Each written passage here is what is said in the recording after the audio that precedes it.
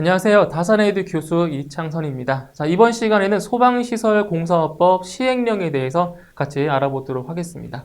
자, 먼저 공사업법 시행령 2조에 해당하는 소방시설업의 등록 기준 및 영업 범위에 대한 그러한 사항인데, 자, 여기 내용을 보시면 이제 소방시설업에 등록을 하려는 자는 이제 소방청장이 지정하는 금융회사 또는 소방산업공제조합이 자본금 기준 금액의 100분의 20, 그죠? 100분의 20에 해당하는 금액의 담보를 제공받거나 현금의 예치 또는 출자를 받은 사실을 증명하여 발행하는 그 확인서를 누구한테 제출을 해주냐? 바로 시도지사에게 제출을 해줘야 됩니다. 그래서 소방시설업을 등록을 하려는 자는 바로 이 확인서를 가지고 시도지사에게 제출을 해야 된다는 거, 요걸 좀 기억을 해주셔야 되고요.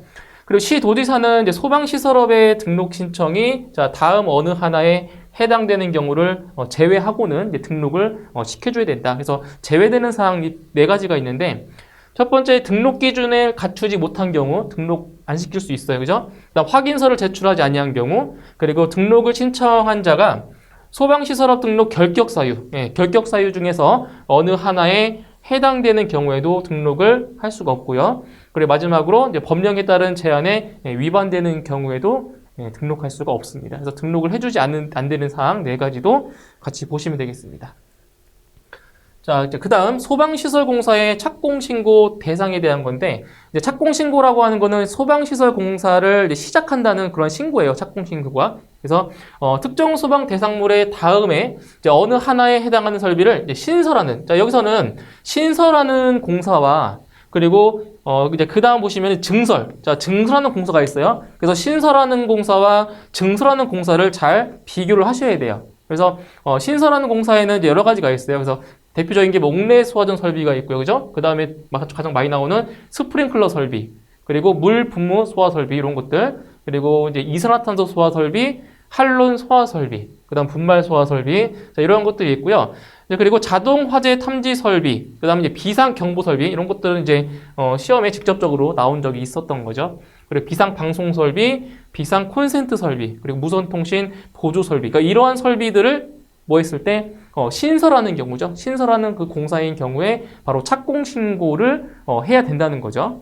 자, 그 다음에 이제 증설하는 공사예요. 증설. 그러니까 증설한다는 거는 이제 늘려가는 거잖아요. 그죠? 확충하는 거예요. 그래서 옥내 소화전 설비와 이제 5개 소화전 설비 이런 것들을 증설하는 공사 같은 경우에도 착공 신고를 의무적으로 해야 된다는 거고요.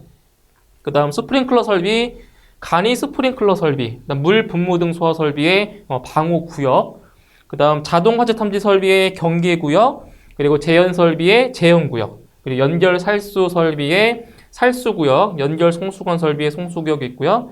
그리고 비상 콘센트 설비의 전용 회로, 연소 방지 설비의 살수 구역, 이러한 것들이 이제 증설하는 공사인 경우에 착공 신고를 해야 되는 대상에 해당이 됩니다. 그래서 이렇게 제가 노랗게 표시한 부분들을 위주로 이제 공부를 해주시면 되겠습니다.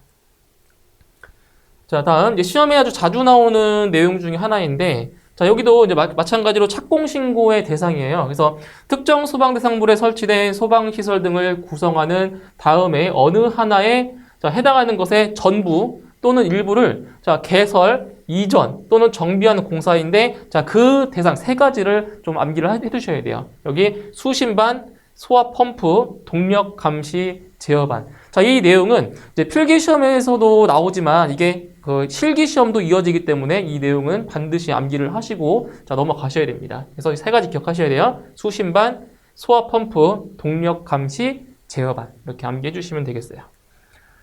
자, 그 다음 이제 완공검사를 위한 현장 확인 대상 특정 소방 대상물의 범위입니다. 자, 완공검사라고 하는 거는 소방시설 공사가 끝났을 때 마지막으로 최종적으로 검사하는 것이 이제 완공검사인데, 자, 여기서 이제 현장에 가서 직접 확인을 해야 되는 그러한 대상들이 나온 거죠. 그래서 보시면 문화 및 집회시설, 그 다음 종교시설, 판매시설, 그리고 노유자시설, 그 다음 수련시설, 운동시설, 숙박시설, 그 다음에 창고시설, 그리고 지하상가 및 다중이용업소, 이런 곳에는 반드시 현장에 가서 직접 확인을 해서 완공검사를 받는다는 거죠. 자, 그 다음 스프링클러 설비 등이나 물 분무 등 소화 설비를 설치가 된 특정 소방 대상물도 마찬가지고요. 그리고 연면적 10,000제곱미터 이상이거나 11층 이상인 특정 소방 대상물도 해당이 됩니다. 그런데 여기서 아파트는 제외라는 거 이거 중요해요. 자, 아파트는 제외 대상이고요. 그 다음 가연성 가스를 제조, 저장 또는 취급하는 시설 중에서 지상에 노출된 가연성 가스 탱크의 저장 용량 합계가 몇 톤 이상? 1000톤 이상. 1000톤 이상인 시설도 바로 현장 확인, 완공 검사 대상이 되는 겁니다. 그래서 여기도 제가 체크해드린 부분 위주로 좀 암기를 해주시면 되겠습니다. 자, 그 다음에 이제 하자보수 대상 소방시설인데, 자, 이 부분도 상당히 중요해요. 이거 거의 뭐 매 회차에 나온다고 해도 이제 과언이 아닌데, 자, 하자보수 대상 이제 여기서 보증기간이 여기 보시면 2년이 있고요. 보증기간이. 자, 3년의 보증기간이 있어요. 2년과 3년을 잘 비교하셔야 돼요. 그러니까 2년에 어떠한 그 설비들이 있고 3년에 어떠한 설비들이 있는지를 잘 비교하셔야 됩니다. 그래서 하자보수 보증기간이 2년에 해당하는 것들에는 이제 피난기구, 유도등, 유도표지, 비상경보설비, 그리고 비상조명 등, 이제 비상방송설비, 무선통신, 보조설비가 있습니다.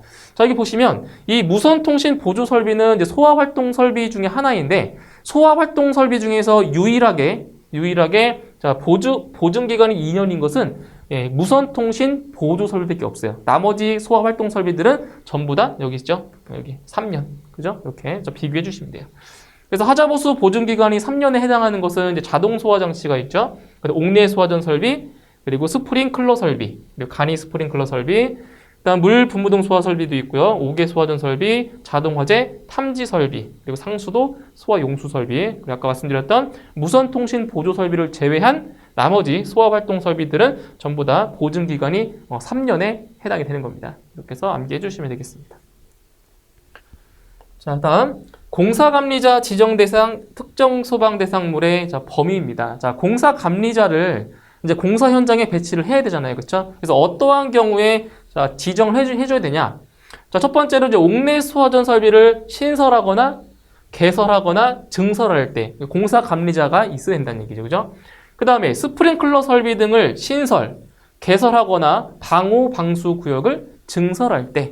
그 다음 세 번째 보시면 이제 물 분무 등 소화 설비를 신설, 개설하거나 방호, 방수 구역을 증설할 때. 저기 상당히 많은 내용들이 있어요. 그죠? 이 내용들을 이제 암기하시기는 좀 무리가 있고요. 그래서 시험에 한 번 이상 나왔던 적이 있었던 그러한 내용들을 위주로 보시면 돼요. 그래서 여기 7번째 보시면 통합 감시 시설을 신설 또는 개설할 때 이러한 경우도 있고요. 그 다음에 이제 소화 활동 설비에 대하여 시공할 때 어떠한 경우가 있냐면 재현 설비를 신설, 개설하거나 재현구역을 증설할 때 이러한 경우도 있고 이제 밑에 보시면 연소 방지 설비를 신설, 개설하거나 살수구역을 증설할 때 이러한 경우가 해당이 되는 겁니다. 자, 그 다음 업무의 위탁에 대한 사항입니다. 업무의 위탁 같은 경우는 여기 보시면 이제 소방청장이 바로 소방시설업자협회에 해당하는 업무를 이제 위탁하는 거죠. 넘기는 겁니다. 그죠? 아래 보시면 이제 시도지사죠. 시도지사가 이 다음에 해당하는 업무를 소방시설업자협회에 이것도 마찬가지로 위탁을 해주는데 자, 여기서는 이제 어떠한 업무들을 위탁하는지를 좀 아셔야 되겠죠. 그래서 먼저 소방청장이 소방시설업자협회에 위탁하는 사항은 여기 3가지의 업무가 있어요. 대표적인 게. 그래서 방염처리 능력평가와 공시에 관한 업무를 위탁하고요. 그 다음 시공능력평가 및 공시에 관한 업무, 그 다음 소방시설업 종합정보시스템의 구축 운영에 관한 사항을 바로 소방시설업자협회에 위탁할 수가 있습니다. 그러니까 소방시설업자협회에서 실제로 이러한 업무들을 직접 관장하는 거죠. 그죠? 자, 그 다음 시도지사가 소방시설업자협회에 위탁할 수 있는 사항들은 여기 보시면 전부 다 행정적인 업무들인데 보시면 소방시설업 등록 신청의 접수, 그리고 신청 내용의 확인 같은 거 행정 업무예요. 그리고 소방시설업 등록상 변경신고의 접수, 그러니까 변경신고 들어왔을 때 그걸 접수하고 그리고 신고 내용을 확인하고 이런 것들. 그러니까 어떻게 보면 이제 민원활동을 이제 하는 거죠. 민원활동을. 그리고 소방시설업의 휴업, 폐업 또는 재개업 신고의 접수 및 신고 내용의 확인. 다 신고를 접수하잖아요. 그죠? 행정적으로. 그리고 소방시설업자의 지휘승계 신고의 접수 및 신고 내용의 확인. 이러한 것들을 이제 시도지사가 소방시설업자협회에 이제 위탁할 수가 있는 그러한 사항들인 거죠. 자, 그 다음에 이제 소방시설업의 업종별 등록 기준과 그리고 영업 범위가 나와 있습니다. 자, 보시면 소방시설업의 종류에는 몇 가지가 있다고 했죠? 종류는 4가지의 종류가 있다라고 했죠. 그죠? 그 중에 첫 번째, 바로 소방시설 설계업에 대한 내용입니다. 소방시설 설계업. 저기 표를 보시면, 종류가 2가지가 있어요. 자, 전문 소방시설 설계업과 그리고 일반 소방시설 설계업이 있는데 여기에 이제 기술 인력의 기준과 그리고 영업 범위가 다 다르겠죠. 그러니까 전문적인 그 소방시설 설계업이 좀 더 높은 개념인 거죠. 전문적인 거기 때문에. 그래서 주된 기술 인력으로는 이제 소방기술사, 그러니까 소방 그 자격에서는 제일 높은 등급인 거죠. 소방기술사 1명 이상이 돼야 되고요. 주된 기술 인력이. 그리고 보조 기술 인력으로 1명 이상을 두어야 됩니다. 전문일 때, 전문. 그때 영업 범위는 모든 특정 소방 대상물에 설치되는 소방시설의 설계, 모든 특정 소방 대상물에 설치되는 소방시설의 설계하는 그 업무에 대해서 주된 기술 인력으로는 소방기술사 1명 이상 둬야 되고요. 그리고 보조 기술 인력으로 1명 이상이 있어야 된다는 거죠. 기준이. 자, 이제 그 다음에 일반 소방시설 설계업을 보시면 이제 기계 분야와 전기 분야로 나눌 수 있죠. 기계와 전기로 나눌 수 있는데, 자, 먼저 기계 분야 같은 경우에는 주된 기술 인력이 소방기술사나 기술 분야 소방설비기사 1명 이상이 주된 기술 인력이 될 수 있고요. 그리고 보조 기술 인력으로 1명 이상 있어야 됩니다. 그래서 보조 기술 인력은 다음 페이지에서 설명드릴 거예요. 어떠한 사람들이 보조 기술 인력으로 쓸 수 있는지 또 볼 거예요. 자, 영업 범위를 보시면 여기 3가지 사항들이 나와 있어요. 그래서 아파트에 설치되는 기계 분야 소방시설. 그런데 여기서 제연 설비는 제외입니다. 제연 설비를 제외한 소방시설의 설계한 업무에 대해서 할 수 있고요. 그 다음에 연면적이 3만 제곱미터 미만의 특정 소방 대상물이죠. 근데 공장 같은 경우에는 연면적이 10,000제곱미터가 해당이 되는 거예요. 그 다음에 위험물 제조소 등에 설치되는 기계 분야 소방시설의 설계, 이러한 것들을 이제 여기서 일반 업무에서 할 수 있다는 거죠. 영업 범위가. 그 다음 전기 분야도 거의 유사해요. 그래서 주된 기술 인력 보시면 소방기술사나 전기 분야 소방설비기사 1명 이상이 주된 기술 인력이 되는 거고요. 그리고 보조 기술 인력으로 1명 이상 둬야 됩니다. 그 다음 영업 범위를 보시면 이제 아파트에 설치되는 전기 분야 소방시설의 설계죠. 그래서 기계 분야 같은 경우에는 제연 설비는 제외가 되지만 전기 분야 같은 경우에는 제연 설비까지 포함이 되는 거죠. 그렇죠? 그 다음 연면적 3만 제곱미터 미만의 특정 소방 대상물에 설치되는 전기 분야 소방시설의 설계. 근데 공장 같은 경우는 10,000제곱미터 미만이라고 했어요. 그리고 위험물 제조소 등에 설치되는 전기 분야 소방시설의 설계. 이렇게 영업 범위에 나눌 수가 있습니다. 자, 그럼 여기 보시면 이제 소방시설업에 그 보조 기술 인력으로 둘 수 있는 그러한 자격이 나와 있어요. 기준. 그래서 보조 기술 인력에 어떠한 사람들이 올 수가 있냐면 소방기술사, 그다음 소방설비기사, 그리고 소방설비 산업기사 자격을 가진 사람, 자격증을 취득한 사람이 되겠죠. 그 다음 소방공무원으로 재직한 경력이 몇 년? 3년 이상. 소방공무원으로 재직한 경력이 3년 이상이 있는 사람으로서 자격수첩을 발급받은 사람도 보조기술 인력이 될 수 있다는 거고요. 그리고 행정안전부령으로 정하는 소방기술과 관련된 자격, 경력, 그리고 학력을 갖춘 사람으로서 자격수첩을 발급받은 사람, 이러한 사람들 있죠? 이러한 사람들은 소방시설업의 보조 기술 인력으로 쓸 수가 있다는 겁니다. 그래서 암기해 두셔야 돼요. 자, 그 다음 2번째로 이제 소방시설 공사업입니다. 아까 설명드렸던 거는 소방시설 설계업이고요. 말 그대로 설계 업무를 하는 거고요. 이건 실질적으로 소방시설 공사를 하는 그런 업무입니다. 그럼 여기도 마찬가지로 이제 전문 분야와 이제 일반 분야가 있어요. 전문 분야 같은 경우에 여기 보시면 기술 인력과 자본금. 그러니까 법인인 경우에는 자본금을 보고요. 개인 같은 경우에는 이제 자산 평가액을 이제 봅니다. 자산 평가액. 그리고 영업 범위가 이렇게 나와 있죠. 그래서 전문 분야 먼저 보시면 이제 주된 기술 인력으로는 소방기술사나 기계 분야와 전기 분야의 소방설비기사 각각 1명. 그러니까 기계 분야의 소방설비기사 1명, 그리고 전기 분야의 소방설비기사 1명. 그러니까 합해서 2명 이상이 되는 거죠. 그죠? 이상이 되고 이제 보조 기술 인력으로는 바로 2명 이상을 둬야 됩니다. 최소 2명을.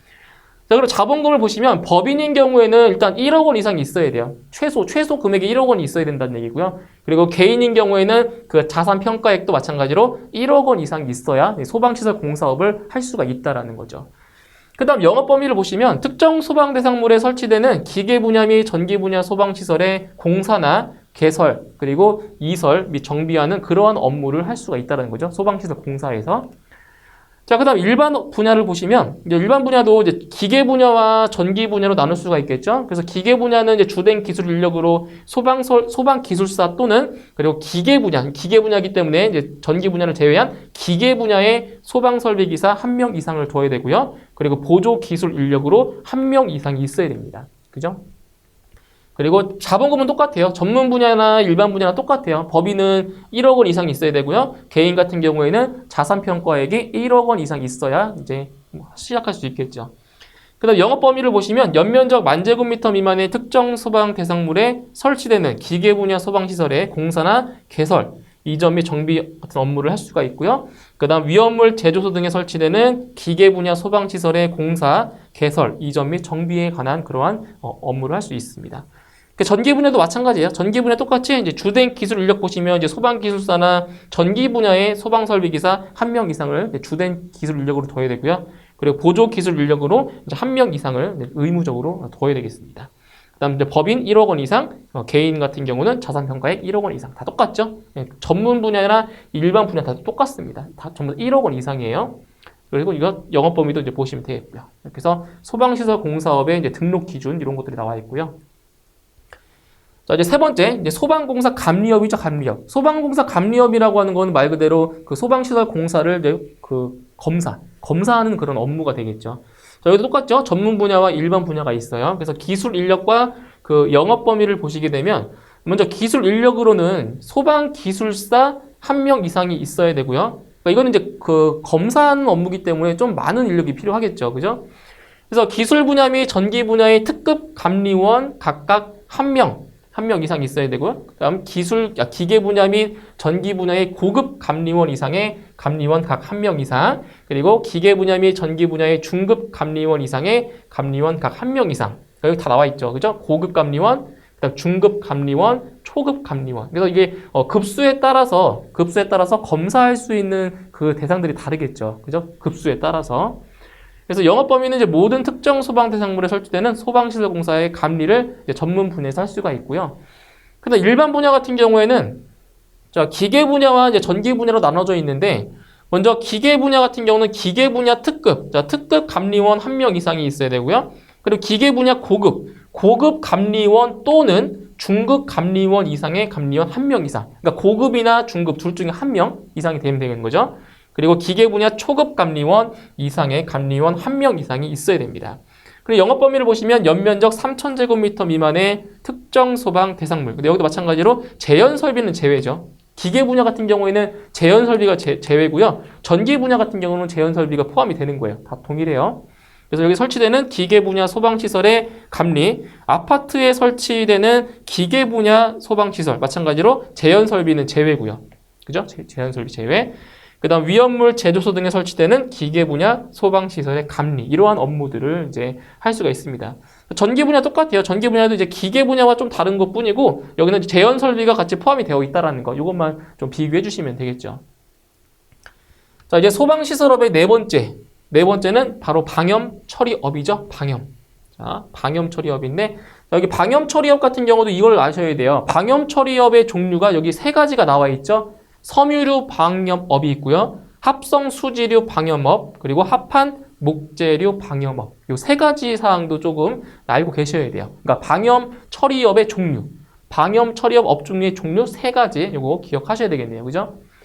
자, 그리고 실험실이죠, 실험실. 자, 이 방염 처리업을 하는 실험실은 여기서 1개 이상을 갖춰야 됩니다. 이 1개 이상. 이거 중요한 거죠. 1개 이상을 자, 갖추고 있어야 되고요. 자, 그 영업 범위는 이제 그냥 한번 눈으로 보시면 돼요. 뭐 이게 크게 중요한 내용은 아니니까 섬유류 방염업에 해당하는 영업 범위 이런 것들을 하나씩 이제 읽어보시면 되겠습니다. 크게 중요한 내용은 아니에요. 자, 그다음 성능 위주 설계를 할 수 있는 자의 자격, 그리고 기술 인력, 자격에 따른 설계 범위에 대한 내용입니다. 자, 여기서는 한 가지만 기억을 해주시면 돼요. 성능 위주 설계를 할 수 있는 자의 기술 인력 기준, 바로 소방 기술사 몇 명 이상, 2명 이상이라는 거, 요거 하나만 기억해 주시면 되겠어요. 그래서 성능 위주 설계를 할 수 있는 자의 기술 인력의 기준 뭐라고요? 소방기술사 2명 이상이라는 거죠. 그래서 성능 위주 설계자의 자격도 보시면 전문 소방시설 설계업을 등록한 자, 아까 했던 전문 분야와 일반 분야를 봤을 때 전문 소방시설 설계업을 등록한 자, 그리고 전문 소방시설 설계업 등록 기준에 따른 기술 인력을 갖춘 자로서 소방청장이 정하여 고시하는 연구기관이나 단체, 이러한 그 자격이 된다는 거죠. 그래서 기술 인력은 소방기술사 2명 이상이라는 거, 이거 반드시 기억을 해두시면 되겠어요. 자, 다음 소방기술자의 배치 기준입니다. 그래서 소방시설 공사회 같은 경우는 의무적으로 이 소방기술자를 이제 배치를 해야 돼요. 소방기술자라고 하는 거는 뭐 소방설비 기사가 될 수도 있고, 소방설비 산업기사, 소방기술사, 그리고 소방시설 관리사, 이런 거 다 소방기술자에 해당이 되는 거예요. 그렇죠? 그래서 여기 급수가 나와 있죠, 급수가. 그래서 여기서 소방기술자의 급수에 따라서 그 소방시설 공사 현장에 배치되는 그러한 기준들이 달라지는 거죠. 그래서 급수가 높으면 높을수록 더 높은 등급의 공사 현장에 배치가 되는 거예요. 그래서 먼저 행정안전보령으로 정하는 특급 기술자인 소방기술자들은 자, 어떤 공사 현장에 배치가 될 수가 있냐? 바로 연면적 20만 제곱미터 이상인 특정 소방 대상물의 공사 현장 배치가 될 수 있고요.